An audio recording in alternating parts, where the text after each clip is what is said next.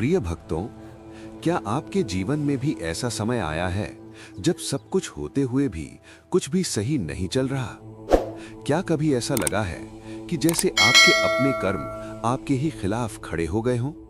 अगर हाँ, तो ये कथा आपके लिए है, क्योंकि सफला एकादशी उन लोगों की एकादशी है जो गिर चुके हैं, टूट चुके हैं और जिन्हें अब भी एक आखिरी अवसर चाहिए। ये कथा है विजय की। विजय कोई साधु नहीं था, कोई पापी भी नहीं, लेकिन वो भटका हुआ था। एक समय था जब विजय का घर हंसी से भरा रहता था। पिता सम्मानित थे, मां धार्मिक थी, घर में भोलेनाथ की पूजा नियम से होती थी। लेकिन जैसे जैसे विजय बड़ा हुआ, उसके भीतर एक अलग आग जलने लगी। वो आग थी भोग की।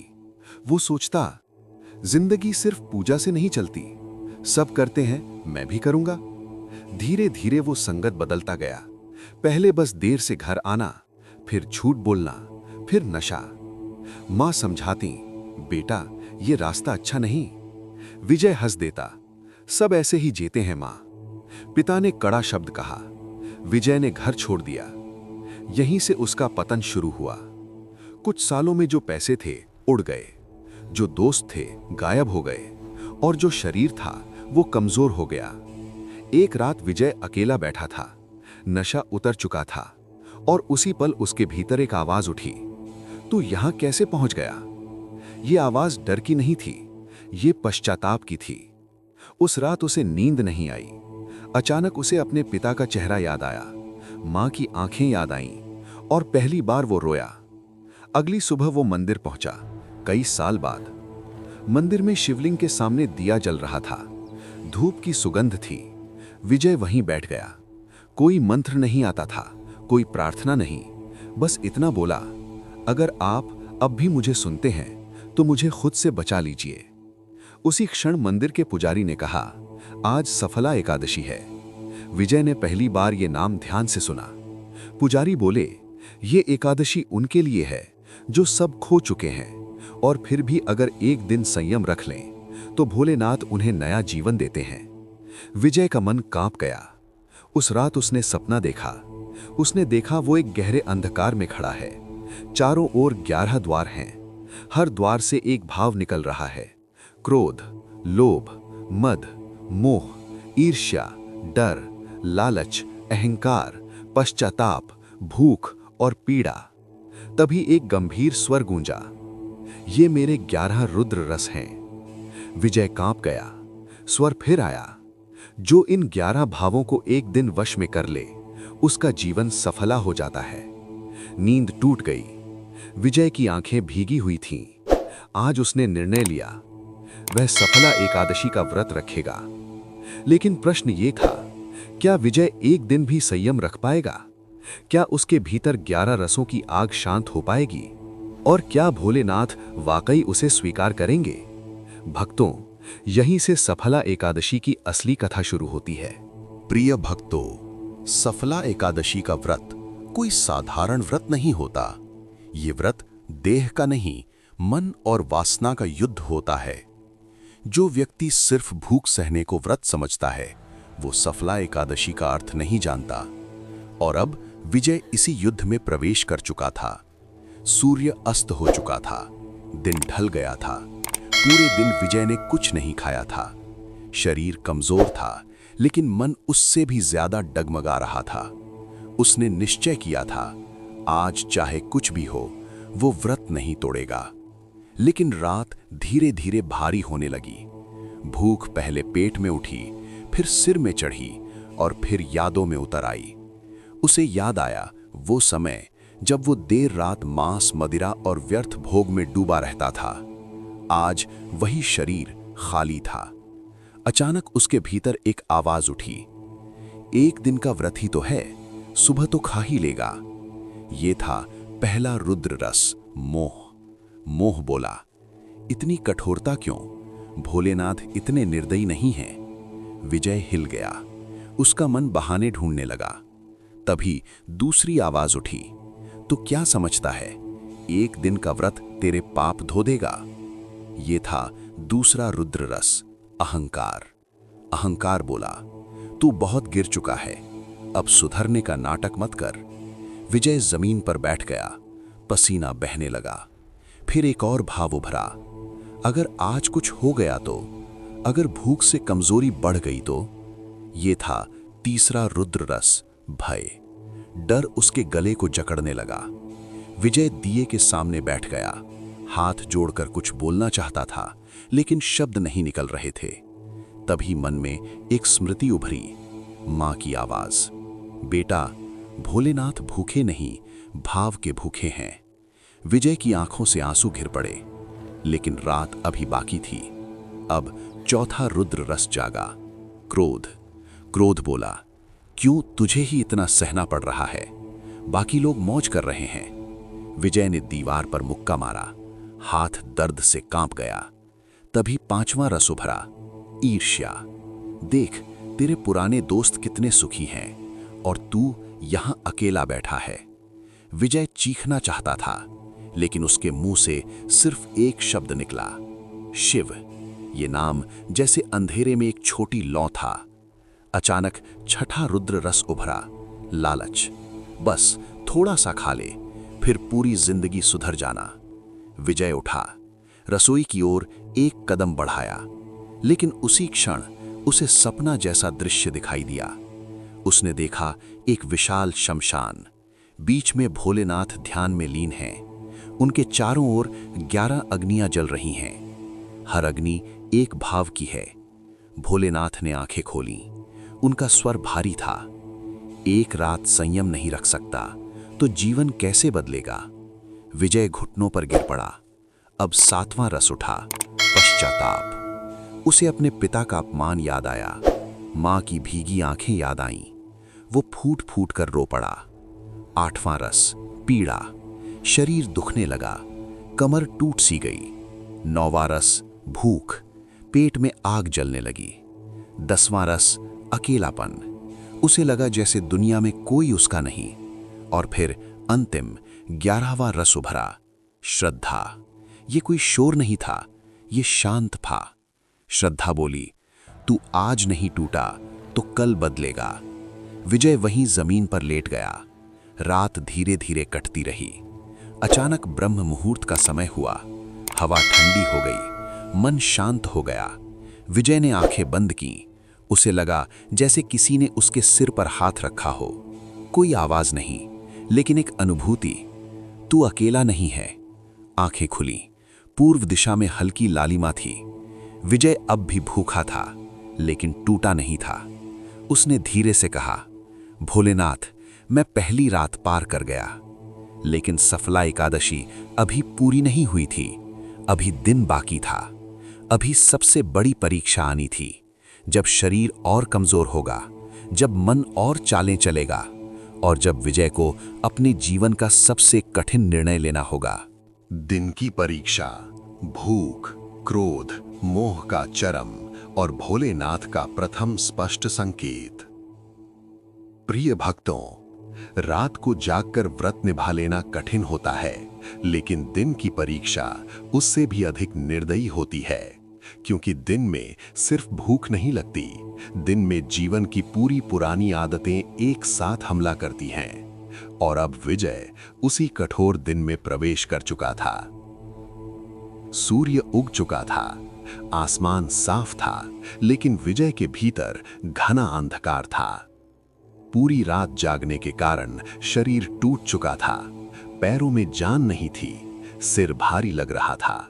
उसने जल तक नहीं पिया था, क्योंकि आज का व्रत उसने पूर्ण संयम से रखने का निश्चय किया था।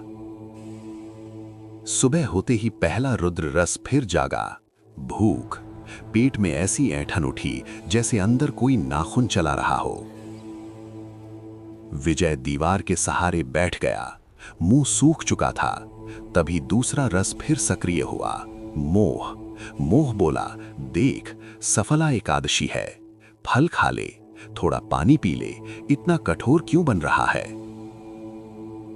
विजय आंखें बंद कर बैठ गया। उसे फल की मीठी गंध महसूस होने लगी, लेकिन तभी उसे रात का दृश्य याद आ गया, भोलेनाथ की गंभीर दृष्टि। उसने धीरे से कहा, नहीं, आज नहीं। तीसरा रस जागा, क्रोध। क्रोध धीरे धीरे उसके भीतर भरने लगा। क्यों मुझे ही ये सब सहना पड़ रहा है? बाकी लोग खाते पीते हैं। विजय जमीन पर हाथ मारकर चिल्ला उठा। उसी क्षण चौथा रस उभरा, ईर्ष्या। उसे अपने पुराने दोस्त याद आए जो आज भी मौज में थे। वे सब खुश हैं और मैं यहां तड़प रहा हूं। विजय की आंखें जलने लगीं। अब पांचवा रस, अहंकार। मैं कौन होता हूं खुद को इतनी सजा देने वाला? क्या मैं इतना बुरा हूं? ये प्रश्न उसके मन को काटने लगा। विजय डगमगाकर उठा, रसोई की ओर बढ़ा। तभी उसकी आंखों के सामने अचानक दृश्य बदल गया। उसने देखा एक लंबा रास्ता। रास्ते के बीच 11 भारी पत्थर। हर पत्थर पर एक शब्द लिखा है, भूख, मोह, क्रोध, ईर्ष्या, अहंकार, डर, लालच, पीड़ा, पश्चाताप, अकेलापन और आसक्ति। विजय एक पत्थर हटाता है, दूसरा और भारी हो जाता है। तभी एक गंभीर स्वर गूंजा, जो सब हटाना चाहता है वो कुछ भी पार नहीं कर पाता। विजय कांप गया। उसने देखा शमशान, बीच में भोलेनाथ, भस्मलिप्त, त्रिनेत्र, तेजस्वी। भोलेनाथ बोले, एक एक रस से मत लड़ो, उन्हें देखो। विजय घुटनों पर गिर पड़ा। उसी क्षण छठा रस जागा, डर। अगर आज बेहोश हो गया तो? अगर कुछ हो गया तो? विजय का सांस तेज हो गया। लेकिन अब सातवां रस उभरा, पश्चाताप। उसे अपने पिता के शब्द याद आए, बेटा, जीवन संयम से चलता है।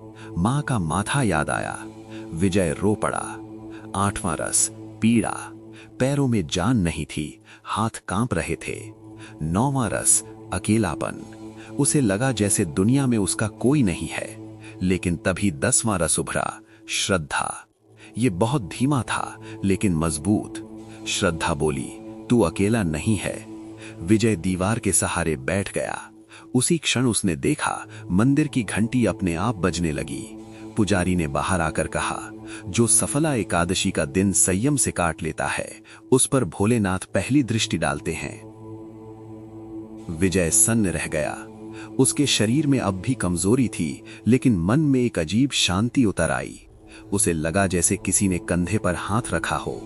कोई स्वर नहीं, लेकिन एक भाव, तू गिरा था लेकिन अब उठ रहा है। दोपहर कट चुकी थी, लेकिन अभी सबसे कठिन समय बाकी था, शाम की परीक्षा। जब भूख फिर उफान मारेगी, जब मन अंतिम चाल चलेगा। और उसी समय भोलेनाथ अपने दूसरे रुद्र रस का संकेत देने वाले थे। संध्या की परीक्षा और भोलेनाथ का प्रथम कृपा संकेत। प्रिय भक्तों, सफला एकादशी का सबसे खतरनाक समय रात नहीं होती, सुबह नहीं होती। सबसे खतरनाक समय होता है संध्या। क्योंकि संध्या वो क्षण है जब शरीर कहता है अब और नहीं, और मन कहता है बस थोड़ा सा। और यही थोड़ा सा अधिकांश व्रत तोड़ देता है। विजय दिन भर संयम से बैठा रहा था। शरीर कमजोर था, लेकिन मन अब तक टूटा नहीं था। सूरज धीरे धीरे ढलने लगा। आकाश नारंगी हो गया। उसी समय भूख फिर लौट आई, लेकिन इस बार वो शांत नहीं थी, ये आक्रामक थी।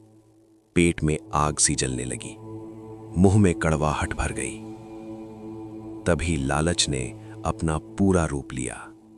लालच बोला, देख, दिन भर तूने सह लिया, अब तो भगवान भी प्रसन्न हो गए होंगे।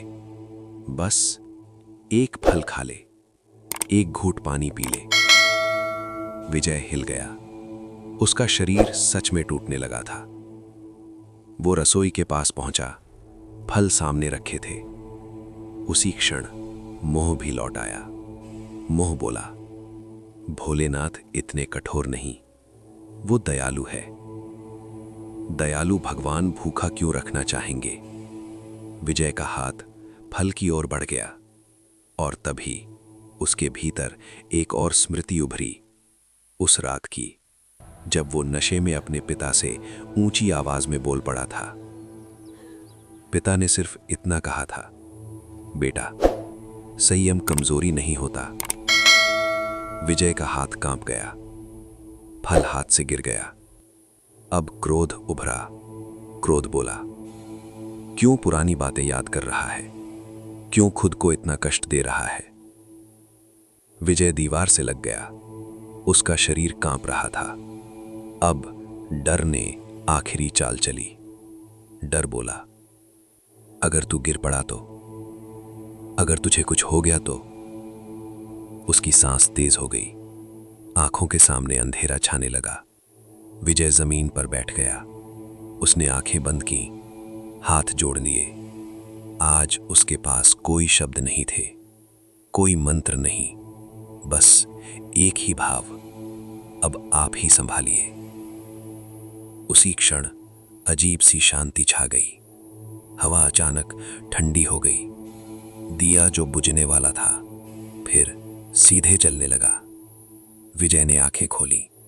उसने देखा मंदिर के शिवलिंग पर अपने आप जल चढ़ गया है। कोई इंसान वहां नहीं था। घंटी धीरे धीरे बजने लगी। विजय सन्न रह गया। उसी क्षण उसके भीतर एक गंभीर स्वर गूंजा, संयम तूने रखा, अब मैं देख रहा हूं। ये कोई कल्पना नहीं थी, ये सपना नहीं था, ये अनुभूति थी। विजय की आंखों से धार की तरह आंसू बहने लगे। उसने पहली बार महसूस किया, भूख अब भी थी, पीड़ा अब भी थी, लेकिन अब वो अकेला नहीं था। अब श्रद्धा पूरी तरह से जाग चुकी थी। संध्या ढल चुकी थी, रात आने लगी थी।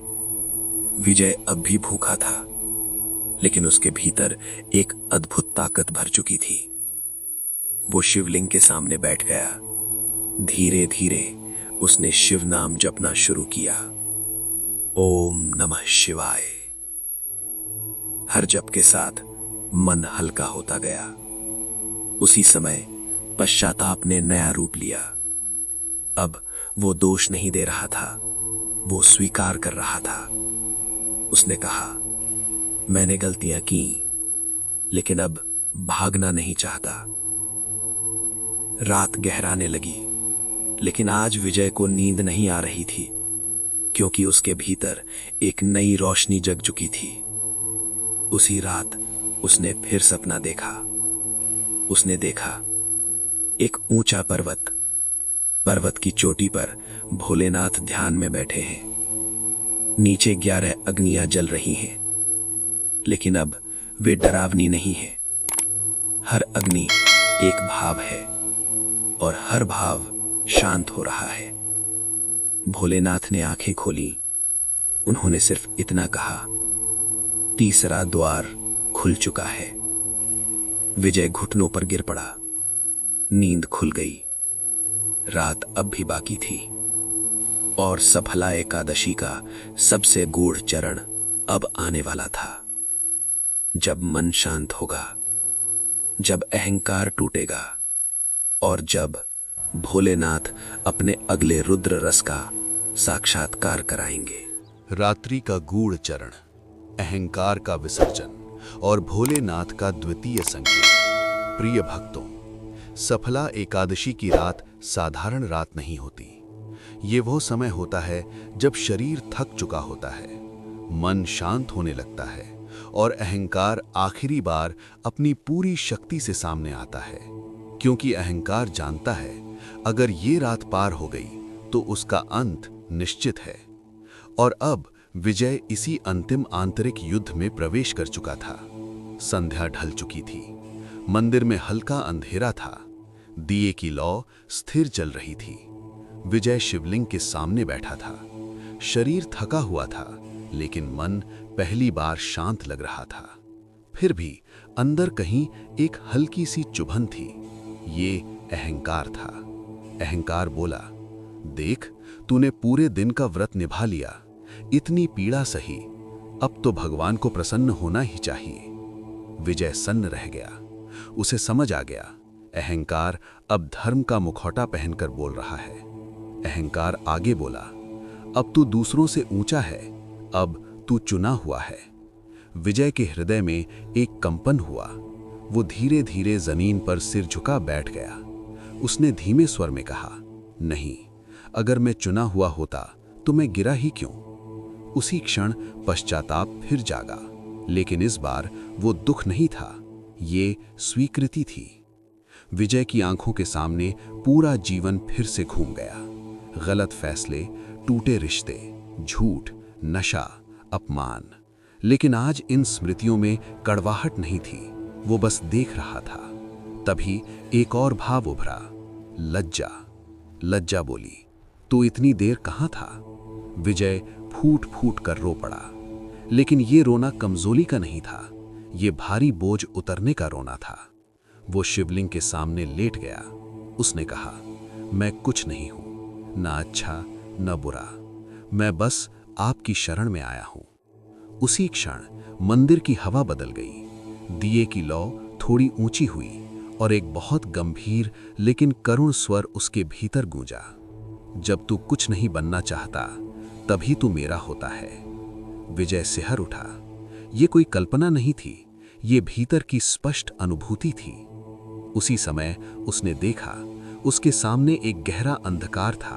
अंधकार के बीच 11 दीप जल रहे थे। हर दीप एक रौद्र रस का था। अब उनमें से कई बुझ चुके थे, केवल कुछ दीप मंद मंद जल रहे थे। भोलेनाथ उस अंधकार से प्रकट हुए। उनकी आंखों में क्रोध नहीं था, उनमें अनंत करुणा थी। उन्होंने कहा, 5 रस तूने शांत कर दिए। विजय कांप गया। कौन कौन से? उसने पूछा। भोलेनाथ बोले, मोह, लालच, क्रोध, अहंकार और झूठा पश्चाताप।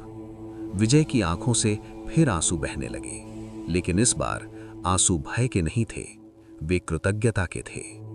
भोलेनाथ आगे बोले, अब रात तेरे लिए शिक्षा बनेगी, दंड नहीं। दृश्य धीरे धीरे लुप्त हो गया। विजय अब भी मंदिर में था, लेकिन उसका मन पूरी तरह हल्का हो चुका था। रात धीरे धीरे आगे बढ़ रही थी। भूख अब भी थी, लेकिन अब वो पीड़ा नहीं थी, वो स्मरण बन चुकी थी। विजय धीरे धीरे शिव नाम जपता रहा। हर जप के साथ एक एक भाव शांत होता गया। अब उसे नींद सी आने लगी, लेकिन ये साधारण नींद नहीं थी, ये गहरी आंतरिक विश्रांति थी। उसी अवस्था में उसने एक अंतिम दृश्य देखा। भोलेनाथ शमशान में खड़े हैं, चारों ओर राख है और उसी राख से एक नया अंकुर उग रहा है। भोलेनाथ कहते हैं, जहां अहंकार जलता है वहीं भक्ति जन्म लेती है। विजय की नींद खुल गई। ब्रह्म मुहूर्त निकट था। अब सफला एकादशी अपने अंतिम और सबसे पवित्र चरण में प्रवेश करने वाली थी, जब आखिरी रौद्र रस शांत होंगे, जब भोलेनाथ स्पष्ट रूप से कृपा करेंगे और जब विजय का जीवन सच में दिशा बदलेगा। ब्रह्म मुहूर्त, शेष रुद्र रसों का शमन और शिव कृपा की गहराई।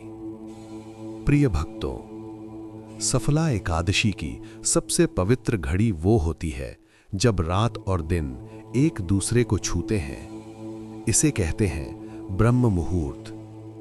ये वो समय है जब देवता बोलते नहीं, लेकिन सुनते जरूर हैं। और अब विजय इसी पवित्र क्षण में प्रवेश कर चुका था। रात अब बहुत गहरी नहीं थी। आकाश हल्का सा नीला होने लगा था। ठंडी हवा मंदिर के भीतर बह रही थी। विजय अब भी शिवलिंग के सामने बैठा था। शरीर थका हुआ था, लेकिन मन अद्भुत रूप से स्थिर था। रात भर जो युद्ध उसके भीतर चला था, अब शांत हो चुका था। लेकिन अभी कुछ रुद्र रस शेष थे। पहला शेष रस था अकेलापन। अकेलापन धीरे से बोला, अब जब सब शांत हो गया तो देख, तू अब भी अकेला है। विजय का हृदय हल्का सा भर आया। उसे लगा, मां यहां नहीं है, पिता यहां नहीं है, कोई उसके पास नहीं बैठा। लेकिन तभी उसने अपने हृदय में एक कंपन महसूस किया, जैसे कोई अंदर से कह रहा हो, तू कभी अकेला था ही नहीं। अकेलापन धीरे धीरे मौन हो गया। दूसरा शेष रस भय। भय बोला, आज तो तू बच गया, लेकिन कल फिर जीवन आएगा, समस्याएं आएंगी। विजय ने आंखें बंद की। उसे भोलेनाथ का वाक्य याद आया, परिणाम मुझ पर छोड़ दे। उसने धीरे से कहा, जो होगा मैं देख लूंगा। भय पिघलने लगा। तीसरा शेष रस आसक्ति। आसक्ति बोली, सब छोड़ भी दे तो क्या, तू फिर इस दुनिया में रहेगा ही। विजय मुस्कुरा दिया। छोड़ना भागना नहीं होता, उसने मन में कहा। आसक्ति अब बंधन नहीं रही। चौथा शेष रस पीड़ा। शरीर अब भी दुख रहा था, पैर सुन्न थे, लेकिन अब पीड़ा दंड नहीं लग रही थी। वो स्मरण मन चुकी थी कि शरीर नश्वर है, कि सहनशीलता एक साधना है। अब केवल एक अंतिम रस बाकी था, श्रद्धा। श्रद्धा अब भी जाग रही थी, लेकिन अब वो कांपती नहीं थी। वो स्थिर थी, जैसे दीपक की लौ बिना हिले जलती है। उसी क्षण मंदिर में शंख की आवाज गूंजी। ब्रह्म मुहूर्त आरंभ हो चुका था। विजय ने नेत्र बंद किए और हाथ जोड़ लिए। आज उसने कुछ मांगा नहीं, बस एक भाव रखा, जो मिला वो भी आप, जो छूटा वो भी आप। उसी क्षण उसके भीतर एक बहुत गहरी शांति उतरी, ऐसी शांति जो शब्दों से पर्याप्त नहीं होती। उसने अनुभव किया जैसे उसके भीतर कुछ टूट रहा है, लेकिन वो टूटन दुख की नहीं थी, वो बंधन टूटने की अनुभूति थी। उसी क्षण वो दृश्य फिर प्रकट हुआ। वो वही शमशान था, राख चारों ओर, लेकिन अब राख से धुआं नहीं उठ रहा था, वहां शांति थी। भोलेनाथ उसके सामने खड़े थे। उनकी जटाओं से गंगा धीरे धीरे बह रही थी। भोलेनाथ बोले, अब तेरे भीतर केवल एक रस शेष है। विजय कांप गया। कौन सा प्रभु? उसने पूछा। भोलेनाथ ने कहा, विश्वास। श्रद्धा तूने पाई, विश्वास अब आएगा। उन्होंने विजय के सिर पर हाथ रखा। उस स्पर्श में कोई चमत्कार नहीं था, बस एक गहरी निश्चिंतता थी। भोलेनाथ बोले, जो अपने पतन को स्वीकार कर ले, वो अब गिरता नहीं। दृश्य धीरे धीरे लुप्त हो गया। विजय की आंखें खुली। पूर्व दिशा पूरी तरह से प्रकाशित हो चुकी थी। सूर्य उगने वाला था। विजय अब भी भूखा था, लेकिन अब वो भूख उसे कमजोर नहीं कर रही थी।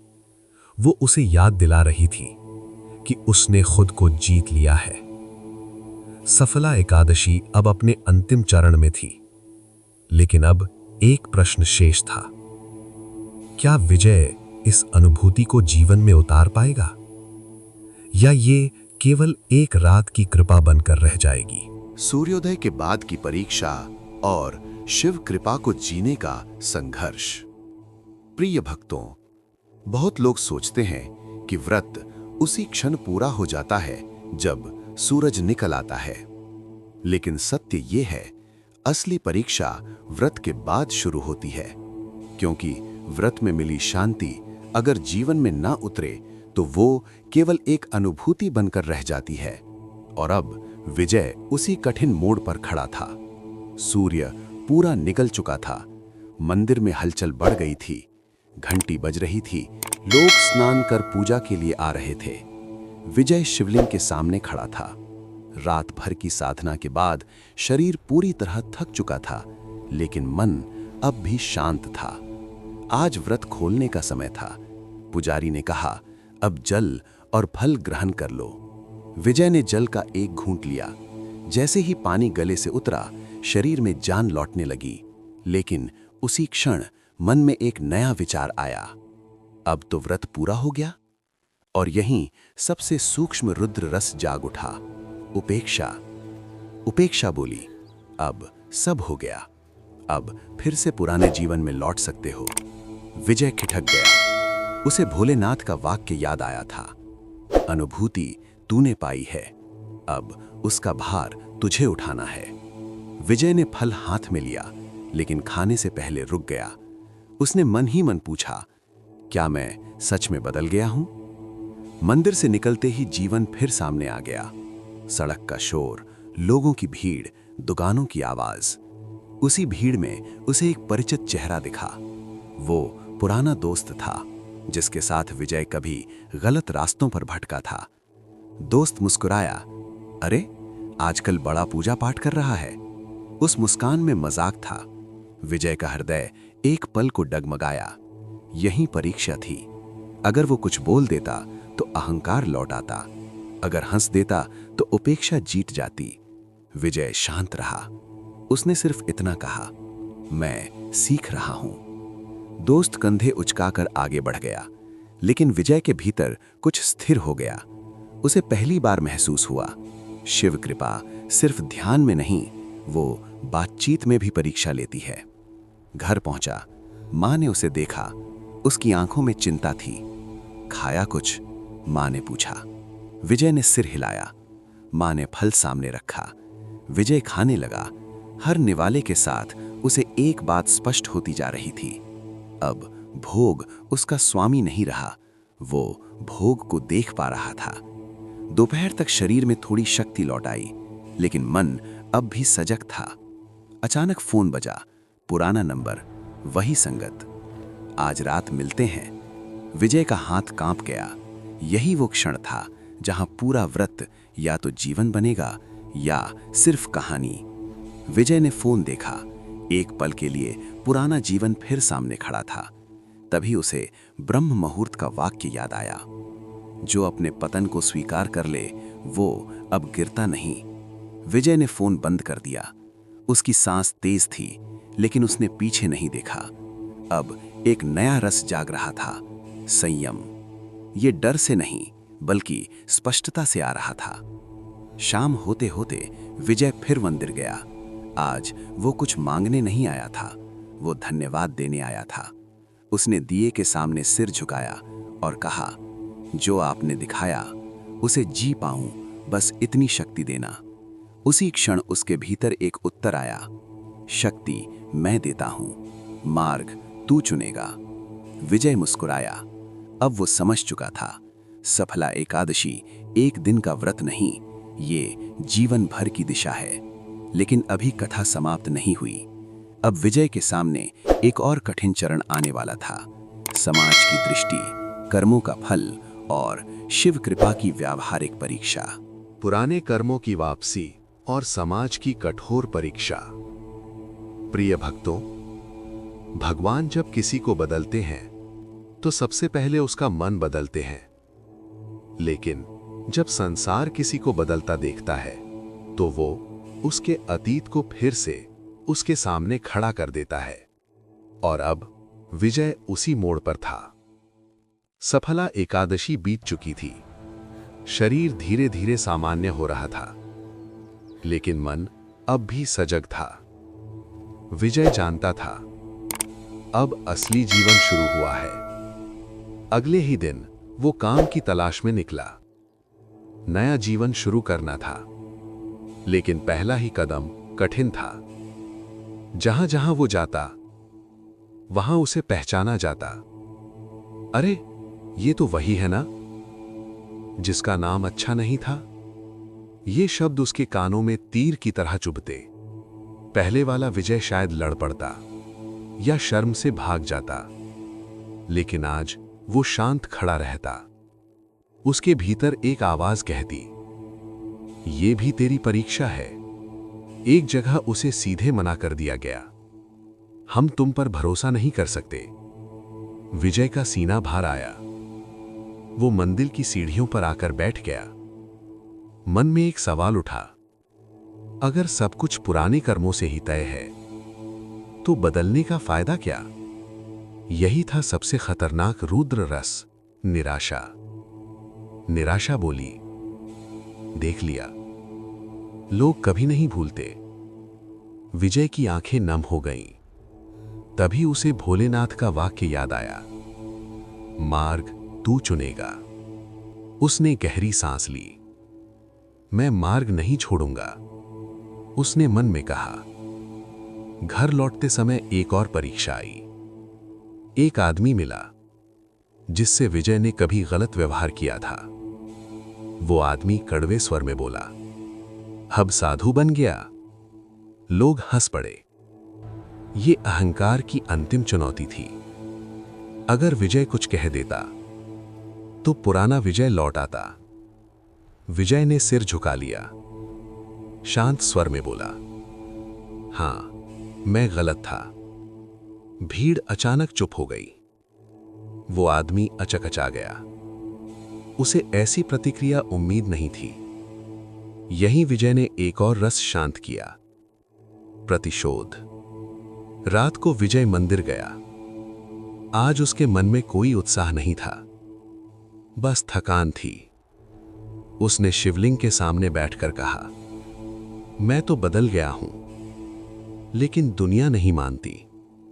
उसी क्षण उसके भीतर एक बहुत गहरा बोध आया। बदलाव प्रमाण नहीं मांगता, वो समय मांगता है। उसी रात विजय को एक सपना आया। उसने देखा एक नदी बह रही है।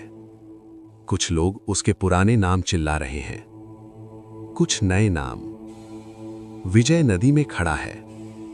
तभी भोलेनाथ नदी के पार दिखाई देते हैं। वे कहते हैं, जो दोनों किनारों की आवाजें सुनकर भी चलता रहता है, वही मेरा भक्त है। विजय की नींद खुल गई।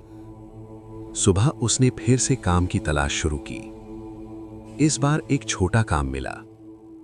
सम्मान नहीं, धन नहीं, लेकिन ईमानदार।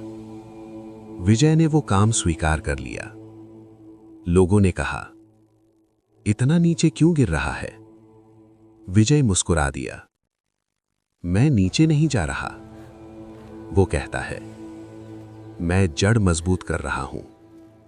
धीरे धीरे लोगों की दृष्टि बदलने लगी। सब नहीं, लेकिन कुछ। और यही पर्याप्त था।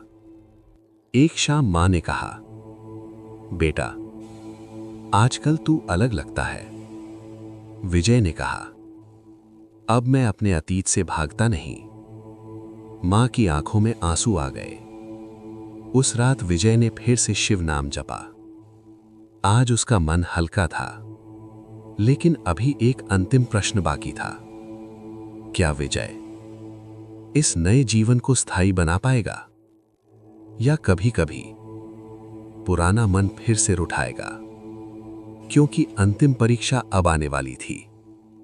जब कृपा स्थिर हो जाएगी, जब कोई संकट नहीं रहेगा, और जब सबसे बड़ा खतरा होगा भूल जाना। स्थिरता की परीक्षा और भक्ति में ढील का खतरा। प्रिय भक्तों, अधिकांश लोग सोचते हैं कि संकट ही सबसे बड़ी परीक्षा होता है, लेकिन शास्त्र कहते हैं सबसे कठिन परीक्षा संकट के बाद आती है। जब जीवन थोड़ा सा ठीक चलने लगता है, जब दुख कुछ समय के लिए पीछे हट जाता है और जब मन सांस लेने लगता है, तभी सबसे बड़ा खतरा जन्म लेता है। उस खतरे का नाम है भूल जाना। और अब विजय उसी सूक्ष्म परीक्षा के सामने खड़ा था। भाग 8 के बाद विजय का जीवन धीरे धीरे पटरी पर आ रहा था। छोटा सा काम, कम आमदनी, लेकिन मन शांत। अब हर दिन संघर्ष नहीं था। अब हर रात रोना नहीं पड़ता था। यहीं से मन ने ढील देनी शुरू की। एक सुबह वो देर से उठा। आज नाम जप शाम को कर लूंगा, उसने सोचा। उस शाम थकान ज्यादा थी। आज रहने दो, मन बोला। यही था शिथिलता का पहला बीज। विजय इसे समझ नहीं पाया, क्योंकि अब कोई तूफान नहीं था। कुछ दिन बाद एक और बदलाव आया। अब लोगों का व्यवहार थोड़ा नर्म होने लगा था। कोई बोला, अब तो विजय सुधर गया है। ये शब्द मीठे थे, लेकिन यहीं से सूक्ष्म अहंकार फिर सिर उठाने लगा। मन बोला, देख, लोग मानने लगे हैं। विजय चौंक गया। उसे अपनी पहली रात्रि याद आ गई। वो रात्रि जब वो जमीन पर बैठकर रो रहा था। उसने तुरंत खुद को संभाला। नहीं, उसने मन से कहा, मैं कुछ नहीं हूं। लेकिन ये युद्ध अभी समाप्त नहीं हुआ था। एक दिन उसे पुराने दोस्त का फिर फोन आया। इस बार आमंत्रण नहीं था, बस पुरानी यादें थीं, हंसी, मजाक और पुरानी बातें। विजय बात करता रहा। फोन रखने के बाद उसके भीतर एक खालीपन आया। यही था आसक्ति का सूक्ष्म रूप। उस रात विजय बेचैन था। उसने शिव नाम जपने की कोशिश की, लेकिन मन भटक रहा था। तभी उसे एहसास हुआ, संकट में भक्ति आसान होती है, स्थिरता में भक्ति कठिन होती है। वो मंदिर गया। आज वो टूटा हुआ नहीं था, लेकिन खतरे में था। उसने शिवलिंग के सामने बैठकर कहा, प्रभु, मैं फिर ढीला पड़ रहा हूं। उसी क्षण उसके भीतर एक गंभीर बोध आया। कोई दृश्य नहीं, कोई आवाज नहीं, बस एक वाक्य, जब सब ठीक लगे तभी सबसे अधिक सजग रहना। उसी रात विजय को एक सपना आया। उसने देखा एक शांत मैदान, कोई तूफान नहीं, कोई अंधकार नहीं, बस खुला आकाश। वो बेफिक्र होकर चलने लगा।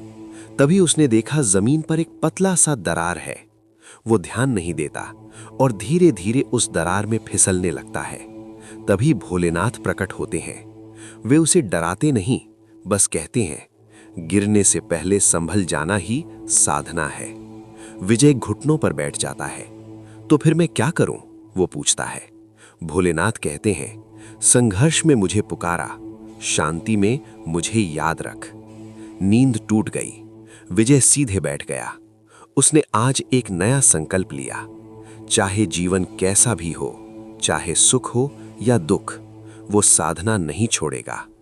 अब उसकी भक्ति डर से नहीं, अनुशासन से चलने लगी। वो हर दिन थोड़ा समय शिव स्मरण में रखने लगा। धीरे धीरे मन फिर स्थिर हो गया। अब विजय ये समझ चुका था, भक्ति सिर्फ संकट की दवा नहीं, ये जीवन की दिशा है। भक्तों, यही है सफला एकादशी का अंतिम रहस्य। जो व्यक्ति दुख में भगवान को याद करता है, वो सहारा पाता है। लेकिन जो व्यक्ति सुख में भी भगवान को नहीं भूलता, वो सफला हो जाता है। सफला जीवन, शिव कृपा की पूर्णता और अंतिम संदेश। प्रिय भक्तों, हर कथा किसी चमत्कार पर खत्म नहीं होती। कुछ कथाएं मनुष्य के भीतर एक दीप जलाकर समाप्त होती हैं। आज विजय की कथा भी ऐसी ही है। भाग 9 के बाद विजय का जीवन बिल्कुल साधारण हो गया था। कोई बड़ा पद नहीं, कोई अचानक धन नहीं, कोई दिखने वाला चमत्कार नहीं। लेकिन जो बदल चुका था वो था उसका दृष्टिकोण, उसका संयम और उसका विश्वास। अब वो सुबह उठता, काम पर जाता, ईमानदारी से मेहनत करता और शाम को कुछ पल भोलेनाथ को याद करता। वो खुद को संत नहीं समझता था, ना ही वो अपने अतीत से शर्मिंदा था। उसने अपने अतीत को शिक्षा बना लिया था। एक दिन वो उसी मंदिर में बैठा था जहां से उसकी सफला एकादशी की यात्रा शुरू हुई थी।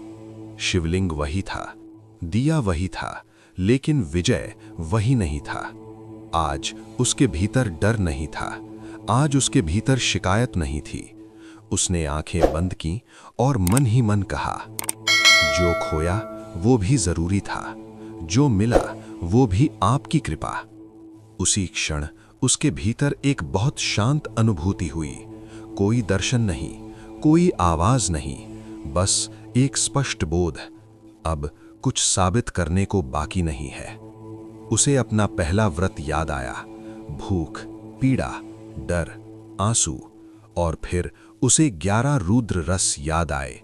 भूख, मोह, क्रोध, लालच, ईर्ष्या, अहंकार, भय, पश्चाताप, पीड़ा, आसक्ति, श्रद्धा। विजय अब समझ चुका था कि भोलेनाथ इन रसों को मिटाते नहीं, वे इन्हें शांत करते हैं। क्योंकि जो मनुष्य अपने भावों को समझ लेता है, वो उनका गुलाम नहीं रहता। उसी दिन एक व्यक्ति मंदिर में आया। उसकी आंखों में वही बेचैनी थी जो कभी विजय की आंखों में थी। उसने पूछा, क्या सफला एकादशी वाकई जीवन बदल देती है? विजय मुस्कुराया। उसने कहा, एकादशी जीवन नहीं बदलती, लेकिन अगर एक दिन तू खुद से ईमानदार हो जाए तो जीवन जरूर बदलता है। वो व्यक्ति चुप हो गया। विजय ने आगे कहा, भोलेनाथ तभी आते हैं जब हम भागना छोड़ देते हैं। उस शाम विजय मंदिर से धीरे धीरे बाहर निकला। सूरज ढल रहा था, आकाश शांत था। उसने पीछे मुड़कर शिवलिंग को देखा और मन ही मन कहा, अब मैं गिरूंगा नहीं, क्योंकि अब मैं खुद को जानता हूं।